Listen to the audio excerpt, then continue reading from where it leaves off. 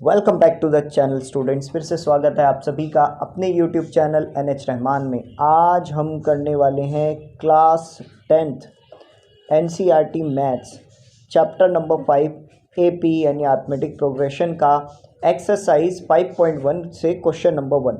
अब क्वेश्चन क्या है, क्वेश्चन देख लेते हैं। क्वेश्चन हमें कह रहा है in which of the following situation does the list of the numbers involves make an arithmetic progression and why. तो सिंपली क्वेश्चन हमें ये बोल रहा है कि हमें कुछ सिचुएशंस गिवन है। हमें क्वेश्चंस ने बोला है कि हमारे पास कुछ सिचुएशंस गिवन है और इन सिचुएशंस को हमें देखते हुए ये बताना है कि वो AP है या नहीं, वो AP है या नहीं। मैंने प्रीवियस वीडियो में आपको बताया था कि AP किस तरह से हम लोग फाइंड आउट करते हैं, AP क्या होता है, और AP के बारे में कुछ बातें भी बताई थी। और AP जब मैं बोलूँगा AP तो आप समझ रहे हैं ना, मैं बोल रहा हूँ अर्थमेटिक प्रोग्रेशन के बारे में। सो हमारे पास जो पहली सिचुएशन है ज़रा ये देख लेते हैं। तो हमारे पास जो फर्स्ट सिचुएशन है वो हमें बोल रही है at the taxi fair after each kilometre when the fair is 15 rupees for the first kilometre and 8 for additional kilometre. तो टैक्सी वाला हमें ये कह रहा है कि अगर वो टैक्सी लेके जाएगा पहले किलोमीटर में, यानी पहले लेके जाएगा, तो वो 15 रुपीज़ आपसे चार्ज करेगा। उसके बाद वो जैसे जैसे आगे चलता रहेगा तो वो आपसे 8 रुपीज़ चार्ज करता रहेगा। यानी अगर मैं ये देख लेता हूँ कि टैक्सी अगर पहले किलोमीटर में 15 रुपये चार्ज कर रही है तो सेकंड किलोमीटर में 15 + 8 यानी 23 रुपीज़ चार्ज करेगी। और फिर उसके बाद आगे चलें तो 23 + 8 तो वो होता है 31, तो 31 रुपीज़ चार्ज करेगी। उसके आगे चलें 8 रुपीज़ और बढ़ेंगे तो वो 31 से 39 हो जाएगा। तो ऐसे जो टैक्सी वाला है वो हमसे पैसे ले रहा है। तो हमें ये बताना है कि ये सीरीज़ मेरी अर्थमेटिक प्रोग्रेशन जैसी बन रही है या नहीं, AP बना रही है नहीं, यानी ये टर्म बन रही है या नहीं। तो मैं स्टेटमेंट्स के अकॉर्डिंग लिख सकता हूँ the taxi fare charges after first kilometre equals to ₹15। अगर टैक्सी पहले 1 किलोमीटर में 15 रुपीज़ ले रही है, अच्छा 2 किलोमीटर में कितना ले रही है, 15 + 8 यानी 23। फिर उसके बाद the taxi fare charges after 3 kilometre, 3 kilometre के बाद कितना चार्जेस कर रही है, तो 23 + 8 31, और 4 किलोमीटर के पास 31 + 8 39। ऐसे अगर सीरीज़ हम देखें तो 15, 23, 31 और 39 और दैट्स ऑल, ये बनती चली जाएगी। अब अगर हम D देखें तो इन दोनों को अगर हम माइनस करके देखें तो क्या मेरा डिफरेंस जो है वो सही निकल रहा है, तो 23 - 15 करूँगा मैं तो वो 8 आ रहा है। और अगर इन दोनों को माइनस करूँ तो 31 - 23 भी मेरा 8 आ रहा है। तो यहाँ पे मैं ये देख रहा हूँ कि मेरा जो डिफरेंस है वो हर 2 डिजिट्स को माइनस करने के बाद 8 आ रहा है। तो ये क्लियरली हमें साफ साफ दिख रहा है कि ये जो नंबर इन्वॉल्व हैं ये एक AP में है। तो हम लिख सकते हैं clearly the list of the number involves make an AP such as the common difference is 8, क्योंकि इन सभी का कॉमन डिफरेंस 8 आ रहा है। दैट्स वाई हम लोग बोल सकते हैं कि ये AP की सीरीज़ बन चुकी है। सो ओके स्टूडेंट्स, आप लोग इसको नोट कर सकते हैं। आई होप सो आप लोगों को ये क्लियर हो गया होगा क्वेश्चन कि कैसे ये करना है। हम लोग बढ़ते हैं सेकेंड पार्ट पे।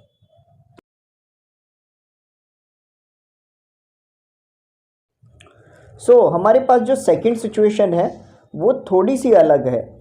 तो सिचुएशन क्या है देख लेते हैं। The amount of air present in the cylinder when a vacuum pump remove 1/4 of air remaining in the cylinder at a time. तो क्वेश्चन हमसे बोल रहा है एक सिलेंडर है हमारे पास, और जब भी हम सिलेंडर को ओपन करते हैं तो उसमें से 1/4 गैस निकल जाती है। मतलब कि अगर गैस 80 किलो की है, मान लीजिए 80 किलो की है, और हमने गैस जैसे ही ओपन किया तो 80 का अगर मैं 1/4 करूँगा तो वो कितना आएगा, तो 80 का अगर मैं 1/4 करूँगा तो वो 20 आएगा। तो 20 निकल जाएगी, तो कितनी रह जाएगी 60 रह जाएगी। अब मैंने दोबारा से गैस ओपन किया तो 60 का 1/4 कर लो, 60 का 1/4 कर लो, तो 60 का 1/4 होता है 15, है ना। अब अगर हम 15 को माइनस करेंगे 60 में तो वो 45 बच जाएगी। फिर उसके बाद अगर फिर से मैंने गैस ओपन की तो 45 का 1/4 कर लो आप, ठीक है, तो इतनी गैस निकल जाएगी। मतलब जितनी भी गैस बच रही है बार बार उसका 1/4 निकल जाता है, 1/4 हिस्सा निकल जाता है। तो आई होप सो ये चीज़ क्लियर हो गई होगी आप लोगों को। तो ये पूछ रहा है कि क्या ये चीज़ AP बन रही है या नहीं। तो मैं बोल सकता हूँ let the gas will be appear in the cylinder be considered as 80 kilogram. तो मैं मान लेता हूँ गैस में 80 किलोग्राम की उस सिलेंडर में गैस जो थी वो 80 किलोग्राम की थी। अब मैंने कहा amount of air present in the cylinder before a vacuum pumps remove for first time. तो पहली बार जब आपने उसको निकाला तो वो 80 किलोग्राम की थी, मैंने बोल दिया, मतलब पहली बार जो है वो 80 किलोग्राम की, आपको बस ये मानना है। अच्छा, जब आपने उसको ओपन किया तो ओपन करते ही साथ आप लोगों ने देखा कि जो उसकी 1/4 गैस थी वो निकल गई। तो मैं लिख सकता हूँ 80 माइनस 80 इंटू 1/4, यानी 80 में की माइनस जो होगी वो उसके 1/4 से होगी। तो 80 का जो 1/4 है वो 20 होता है, और 20 को माइनस किया अगर 80 से तो वो 60 आएगा। मतलब अब जो हमारी गैस बची है तो वो 60 किलोग्राम की बच गई है। एक बार गैस रखा हुआ था 80 किलोग्राम का, उसको जैसे ही ओपन किया आपने तो वो 60 किलोग्राम की रह गई है। इसके बाद आगे चलते हैं। अब देखो, अगर मैं तीसरी बार गैस को ओपन करता हूँ तो मैं क्या करूँगा, the amount of air present in the cylinder when a vacuum pumps remove 1/4 third time, तीसरी बार अगर मैं करता हूँ तो अगर मैं 60 माइनस 60 का 1/4 रख दूंगा, और अगर 60 का 1/4 देखा जाए तो वो 15 होता है, और अगर 15 को हमने 1/4 समझ के माइनस किया तो वो 45 आएगा। तो यानी हमारी जो गैस है जो बार बार कम हो रही है तो वो उसकी 1/4 के हिसाब से कम होती जा रही है। और हमारे पास ये जो सीरीज़ आई है 80 60 और हमारी पास 80 60 देन 45, तो इस तरह से हमारे पास सीरीज़ आ रही है। अब हम लोग देख लेते हैं क्या ये सीरीज़ हमारी सही शो हो रही है नहीं, मतलब ये क्या AP बना रही है या नहीं। तो पहले में 60 था, दूसरी में 80, तो मैंने इनको माइनस किया तो आपको पता होगा A2 माइनस A1 करते हैं, तो यहाँ पर मेरे पास -20 आ रहा है, और 45 को माइनस करूँगा 60 से तो वो -15 आ रहा है, यानी डिफरेंस मेरा अलग आ रहा है, यानी ये सीरीज़ AP टर्म नहीं बना रही है। तो मैं कह सकता हूँ clearly the series shown in the not an AP, ये जो सीरीज़ हमें दिख रही है ये AP नहीं बना रही है, क्योंकि इनका कोई कॉमन डिफरेंस सही मैच नहीं हो रहा है, there is no equal common difference. तो आई होप सो ये क्वेश्चन आप लोगों को क्लियर हो गया होगा। अब आप लोग अपनी अपनी नोटबुक्स में इसको नोट कर सकते हैं। बड़ा ही इजी क्वेश्चन है, मतलब थोड़ा सा टिपिकल है, समझना इसको टिपिकल है, करना इसको इजी है। तो जल्दी जल्दी आप लोग अपनी अपनी नोटबुक्स में इसको नोट कीजिए और मज़े कीजिए, जल्दी कीजिए। सो फाइनली स्टूडेंट्स हम लोग आ चुके हैं थर्ड पार्ट पे। तो हमारे पास जो third part, I mean two से कि थर्ड सिचुएशन जो है वो कुछ इस तरीके की है। The cost of digging a well after every meter of digging when it cost is 150 for the first meter and rises by 50 rupees for each subsequent meter। मतलब क्वेश्चन हमसे ये बोल रहा है कि एक खुदाई करने वाला है, खुदाई मतलब वो खोदने वाला है, ज़मीन खोदने वाला है, फाड़ने वाला है ना, फावला लेकर। तो फावला आप लोग जानते होंगे, कुछ इस टाइप का दिखता है। तो जब गड्ढा करता है, पहले मीटर में जैसे ही उसने 1 मीटर का गड्ढा किया तो 1 मीटर का गड्ढा करते ही वो आपसे 150 रुपीज़ चार्ज कर लेगा। अगर वो गड्ढा करता रहा तो जैसे ही उसने 150 चार्ज तो करेगा ही करेगा पहले गड्ढे के, दूसरे गड्ढे के वो आप दूसरे मीटर, मतलब जैसे ही वो 2 मीटर तक गड्ढा कर दिया तो वो 150 प्लस 50 रुपये वो प्लस करता रहेगा जितने मीटर वो गड्ढा करता रहेगा आपका। तो अगर पहले मीटर में उसने गड्ढा किया, मैं लिख सकता हूँ, मैं स्टेटमेंट्स के थ्रू ही आप लोगों को समझा सकता हूँ। तो अगर the cost of digging after 1 metre of digging equals to 150, मतलब पहले मीटर में अगर उसने गड्ढा किया तो वो 150 रुपये ले रहा है, 150 रुपीज़ ले रहा है। The cost of digging a well after second metre of digging, दूसरी बार जब उसने गड्ढा किया तो 150 प्लस 50 हुआ तो वो 200 आ गया। थर्ड टाइम जब उसने डिगिंग किया तो 200 प्लस 50 250 आ चुका है। और फोर्थ टाइम जब उसने डिगिंग किया तो 250 प्लस 50 यानी 300 रुपीज़ आपके पास आ चुके हैं। अब जो सीरीज़ हमारे पास शो हो गई है वो कुछ इस तरह टाइप से है, 150 200 250 300, तो इस तरह टाइप की हमारी सीरीज़ ये आ चुकी है। अब अगर हम इन दोनों को माइनस करते हैं, मतलब 200 माइनस 150 करते हैं, तो वो मेरा डिफरेंस 50 आ रहा है। और अगर मैं 250 को भी 200 से माइनस करता हूँ तब भी मेरा 50 आ रहा है। इसका मतलब ये है कि मेरी कॉमन डिफरेंस जो है वो सेम आ रही है अगर मैं किसी दो डिजिट्स को आपस में माइनस करता हूँ, लास्ट वाली टर्म को पहली वाली टर्म को माइनस करता हूँ, मतलब लास्ट वाली टर्म से पहली वाली टर्म को माइनस करता हूँ, तो वो मेरा बार बार 50 शो हो रहा है। दैट्स वाई मैं कह सकता हूँ मेरा आंसर एकदम करेक्ट है, एकदम सही है। अब आप लोग इसको बोल सकते हो, clearly the list number involves make an AP such their common difference is 50। ये एपी की सीरीज़ है, हम लोग कह सकते हैं एपी टर्म है ये। तो मैं बोल सकता हूँ कि क्योंकि इनका जो कॉमन डिफरेंस है वो 50 है, तो मैं बोल सकता हूँ ये एपी की टर्म बोली जा सकती है। आई होप सो आप लोगों को ये क्वेश्चन क्लियर हो गया होगा, और क्वेश्चन क्या है, कैसे है, किस तरीके से है, ये सब चीज़ें भी आपको क्लियर हो गई होंगी। आप लोग अपनी अपनी नोटबुक्स में इसको नोट कर सकते हैं। अब हम लोग बढ़ते हैं नेक्स्ट 4th पार्ट पे, जिसके बाद हमें नेक्स्ट वीडियो भी शुरू करनी पड़ेगी, है ना, नेक्स्ट क्वेश्चन भी। चलिए जल्दी से कीजिए नोट।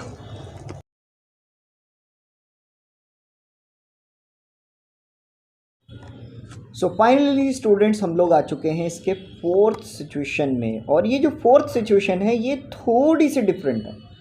डिफरेंट क्यों है तो देख लेते हैं एक बार डिफरेंट क्या है इसमें।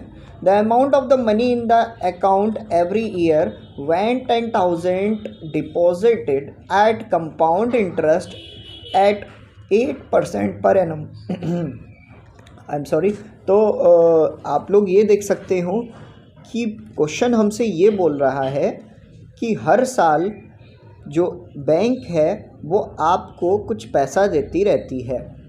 अगर आपके अकाउंट में 10,000 रुपये हैं, ये देखना कितने हैं, 10,000 ही लग रहे हैं ना, एक बार ज़रा काउंट करके बताओ। 1 2 3 4, हाँ 10,000 ही है, 4 ज़ीरो हैं। तो इससे एक काम करते हैं, कॉमा लगा लेते हैं। तो कॉमा लगा दिया मैंने। तो अब लग रहा है ये 10,000 है। तो स्टूडेंट्स क्वेश्चन ये कह रहा है कि अगर आपके पास 10,000 रुपये हैं तो बैंक आपको 8% पर एनम 8% पर एनम हर साल आपको देगी, वो भी कंपाउंड इंटरेस्ट की फॉर्म में। कुछ समझ में नहीं आया क्वेश्चन। देखो मैं आपको बड़े इजी लैंग्वेज में बताता हूँ। जब भी हमारे पास बैंक अकाउंट में कुछ बैलेंस पड़ा होता है, हमारे अकाउंट में कुछ पैसा पड़ा होता है, तो बैंक हमें क्या करती है, उस पैसे पर हमें कुछ इंटरेस्ट देती रहती है। तो जो बैंक है उसने हमसे बोला है कि अगर आपके पास 10,000 रुपीज़ हैं तो उस पर हम आपको हर साल हम 8% आपको पैसा देंगे, वो भी कंपाउंड इंटरेस्ट की फॉर्म में। ठीक है, तो पहला जैसे आप ये देख सकते हो, the amount of the money in the first year. अब पहले साल मेरे पास 10,000 रुपये थे, मैंने कुछ नहीं किया। सेकेंड ईयर में मेरे पास जो 10,000 रुपये थे, मतलब उससे अगले साल मेरे पास क्या हुआ कि वो पैसा मेरे पास 1 साल तक पड़ा रहा। अब कंपाउंड इंटरेस्ट का फॉर्मूला होता है 1 + R/100 to the power t यानी n। So P bracket 1 + R/100 की पावर t। तो प्रिंसिपल यानी मेरा 10,000 है, 10,000 रुपये मेरे पास पहले से पड़े थे। रेट मेरा 8% है, और टाइम जितना भी मेरे पास जितने भी साल आएंगे उतना मुझे वो मिलता रहेगा। तो मेरे पास यहाँ 10,000 है, 8% रेट है, और मेरे पास जो टाइम हुआ है अभी 1 साल ही हुआ है उस पैसे को पड़े हुए। उस पैसे को, उस 10,000 रुपये को अभी तक बैंक में डिपॉज़िट हुए सिर्फ़ और सिर्फ 1 साल हुआ है। तो मैं यहाँ पर इसको इस तरह से मेंशन कर सकता हूँ। तो इन सब की पावर 1 होगी क्योंकि 1 साल ही हुआ है। सो मैं यहाँ पर 100 की मल्टीप्लाई इस 1 से कर सकता हूँ, 100 1 ज़ा 100, और फिर उसके बाद ये 100 + 8 हो जाएगा। तो 100 + 8 होने के बाद ये 108 आ गया। यहाँ 2 ज़ीरोज़ से 2 ज़ीरोज़ कट हो सकते हैं, तो ये 108 जब इस 100 से मल्टीप्लाई होगा तो ये आ जाएगा 10,800। तो पहले मेरे पास 10,000 रुपये थे, 10,000 रुपीज़ थे। अब दूसरी जो मेरे पास वैल्यू आई है वो 10,800 आई है। अब मैं देख लेता हूँ सेकंड ईयर में मेरे पास, थर्ड ईयर में मेरे पास कितने होंगे, मतलब तीसरे साल में जब मैं अकाउंट चेक करने जाऊँगा तो मेरे पास बैलेंस पड़े हुए 2 साल हो चुके हैं। मतलब अभी देखो तीसरा साल अभी शुरू हुआ है, तो 2 साल से मेरे अकाउंट में बैलेंस जमा था, तो मैं वही फार्मूला दोबारा लिख दूंगा। लेकिन बैलेंस को डिपॉज़िट हुए मेरे पास, मेरे अकाउंट में बैलेंस को डिपॉज़िट हुए 2 साल हो चुके हैं, तो मैं पावर 2 लिखूँगा। तो पावर 2 लिखते ही अब मैं इसको पहले तो इसी तरह से जैसे प्रीवियसली किया है, तो 100 की मल्टीप्लाई 1 से की तो 108 हुआ, और स्क्वायर है तो 2 भी लगा दिया। अब 108 की मल्टीप्लाई अगर हम 108 से करते हैं तो वो क्या आता है, वो आता है 11664, और नीचे 100 का स्क्वायर करते हैं तो वो 10,000 आ जाता है। 10,000 से 10,000 डिडक्ट हुआ तो मेरे पास आ गया 11,664। अगर आपको क्वेश्चन यहाँ तक क्लियर हो चुका है तो काफ़ी है। तो मेरे पास जो है 3 सीरीज़, इस सीरीज़ को बनाने के लिए 3 वैल्यूज़ तो आ चुकी हैं, 10,000, 10,800 और 11,664। ये वैल्यूज़ मेरे पास 3 आ चुकी हैं। तो मैं देख लेता हूँ कि ये एपी है या नहीं है। तो नेक्स्ट स्लाइड पर पढ़ते हैं और इस क्वेश्चन को आगे करते हैं क्योंकि यहाँ पर जगह थोड़ी कम है। तो नेक्स्ट स्लाइड पर मैं बताता हूँ आपको। सो बच्चों, जैसे कि मैंने आपसे बोला था कि हमारे पास जो सीरीज़ बनी है वो 10,000, 10,800 और 11,664 बनी है, और ऐसे ही 4th ईयर में अलग होगा, 5th ईयर में अलग होगा। तो अगर मैं इनका कॉमन डिफरेंस निकालता हूँ तो कॉमन डिफरेंस निकालने के बाद अगर मैं 10,800 को माइनस करता हूँ 10,000 से तो वो मेरा 800 आ रहा है, और 11,664 को 10,800 से माइनस करता हूँ तो वो 864 आ रहा है, जिससे मुझे ये क्लियर होता है कि ये मेरी एपी नहीं है क्योंकि यहाँ पर कॉमन डिफरेंस मैच नहीं हो रहा है, कॉमन डिफरेंस अलग आ रहा है। तो दैट्स वाई मैं कह सकता हूँ मेरा ये जो क्वेश्चन है, ये जो मेरी सिचुएशन है, ये मेरी गलत आ रही है, मतलब ये एपी नहीं है, ये अर्थमेटिक प्रोग्रेशन नहीं बन सकती है। तो आई होप सो आपको ये सारी की सारी प्रॉब्लम्स, ये सारी की सारी सिचुएशंस क्लियर हो चुकी होंगी। अब आप लोग नोट कर सकते हैं इसको लास्ट वाली लेयर से भी और इस वाली लेयर से भी, और वीडियो को एंड भी हम यहीं तक करते हैं। सो स्टूडेंट्स, अगर आपने ये वीडियो यहाँ तक देख ली है तो मैं आप सबसे कहना चाहूँगा thank you very much students, आपने ये वीडियो कंप्लीट देखी है। और अब हम इसकी जो नेक्स्ट पार्ट है, यानी इसका जो क्वेश्चन नंबर 2 है और क्वेश्चन नंबर 3 है, वो हम नेक्स्ट वीडियो में हम लोग डिस्कस करेंगे, जो कि या तो आ सकती है कल या आ सकती है परसों। तो मे बी टुमारो और day after tomorrow next video part आ सकता है, क्योंकि एडिटिंग में भी और थोड़ा समय लगता है, हमेशा से एडिटिंग में और रिकॉर्डिंग में थोड़ा वक्त लगता है। दैट्स वाई हम लोग को थोड़ा लेट हो जाता है, बट हम कोशिश करते हैं आपको कॉन्सेप्ट वाइज आपको चैप्टर को क्लियर करने की, क्वेश्चन को क्लियर करने की। तो thank you very much for watching this video and don't forget to like and subscribe this video, this channel. तो जिन स्टूडेंट्स ने अभी तक सब्सक्राइब नहीं किया है वो लोग सब्सक्राइब कर दें। आपका ये यूट्यूब चैनल आपको अच्छा कंटेंट पहुंचाता रहेगा, आपको कॉन्सेप्ट वाइज क्लियर करता रहेगा। So thank you very much again, that's all.